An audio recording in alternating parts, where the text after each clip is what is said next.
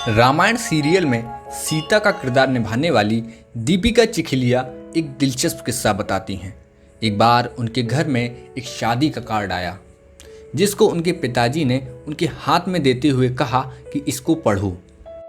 दीपिका सोचती हैं कि शायद पिताजी उन्हें शादी में भेजना चाहते हैं, लेकिन उन्होंने जब वह शादी का निमंत्रण पत्र खोल कर देखा तो उसमें साफ साफ शब्दों में लिखा हुआ था कि प्रोग्राम शुरू होने का समय रामायण धारावाहिक के खत्म होने के बाद का रहेगा।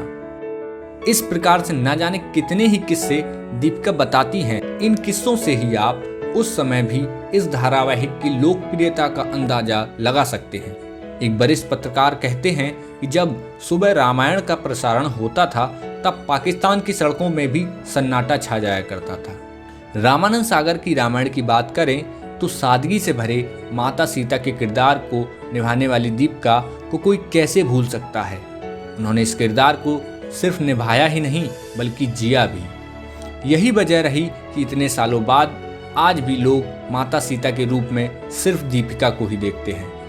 29 अप्रैल 1965 को मुंबई में जन्मी दीपिका बचपन से ही एक्टिंग में दिलचस्पी रखती थी, लेकिन उनके पिता को दीपिका का एक्टिंग में जाना पसंद नहीं था। दीपिका ने अपने एक्टिंग करियर की शुरुआत 14 साल की ही उम्र में कर दी थी। कमर्शियल एड्स के बाद दीपिका ने 1983 में बनी राजश्री प्रोडक्शन की सुन मेरी लैला नाम की फिल्म से शुरुआत की, लेकिन इस फिल्म की सफलता के बावजूद उन्हें वो पहचान नहीं मिली जो रामायण ने उन्हें दिलाई।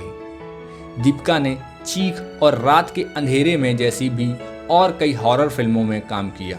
फिल्मों के बाद जब राजश्री प्रोडक्शन ने दीपिका को अपने ही एक धारावाहिक पेइंग गेस्ट के एक एपिसोड में काम करने का ऑफर दिया तो दीपिका ने हाँ कर दिया। फिल्मों से टेलीविजन की ओर रुख करने के मामले में दीपिका बताती हैं कि उस समय फिल्मों के बाद में टेलीविजन करना बहुत बुरी बात थी।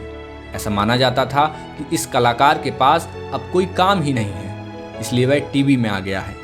लेकिन राजश्री प्रोडक्शन से डेब्यू करने के कारण इस धारावाहिक के लिए वो मना नहीं कर सकी। इसके बाद दीपिका के पास कई सीरियल्स के ऑफर आए। रामायण में सीता का किरदार निभाने के लिए रामानंद सागर की फेवरेट हीरोइन होने के बावजूद सीता के रोल के लिए दीपिका को 25 एक्टरों के साथ स्क्रीन टेस्ट देना पड़ा था। इस रोल के लिए दीपिका की डायलॉग डिलीवरी, फेस एक्सप्रेशन और वॉकिंग स्टाइल का भी टेस्ट लिया गया। दीपिका बताती हैं कि रामायण की शूटिंग गुजरात के उंबर गांव में हुआ करती थी। हर एपिसोड को सोमवार से गुरुवार तक शूट किया जाता था। शुक्रवार को एडिट होने के बाद रविवार वह सुबह ब्रॉडकास्ट के लिए मुंबई भेज दिया जाता था। शूटिंग का ज़्यादातर समय रात को ही होता था और सुबह सुबह पैकअप हो जाता था। रामायण 25 जनवरी 1987 से 31 जुलाई 1988 के बीच प्रसारित हुई। ऐसा कहा जाता है कि रामायण को देखने के लिए लोग अपनी शादी की तारीख और समय तक बदल देते थे ताकि एक भी एपिसोड उनसे ना छूटे। हिंदी के अलावा दीपिका ने तेलुगु, कन्नड़, बंगला, भोजपुरी जैसी कई भाषाओं में काम किया। टीवी और फिल्मों में काम करने के बाद दीपिका ने राजनीति में भी कदम रखा। उन्होंने 1991 में भाजपा की तरफ से गुजरात के वडोदरा सीट से लोकसभा का चुनाव लड़ा, जिसमें इन्होंने राजा रणजीत सिंह गायकवाड़ को 50,000 वोटों से हराया। दीपिका के लिए यह वह समय था जब लोग उनकी पूजा करते थे।